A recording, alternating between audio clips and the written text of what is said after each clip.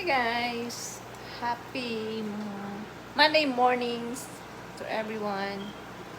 So today's vlog, ito po, nagluluto ako ng upo with shrimp. Charan!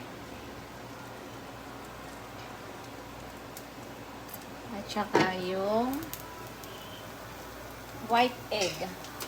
Tira nung ginawa kong egg pie. So, ayan.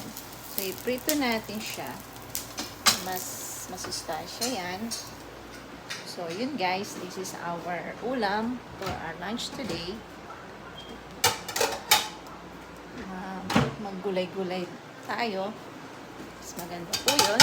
Okay, so, thank you guys for always watching, and those who not subscribe yet, subscribe na po kayo, and don't forget to like,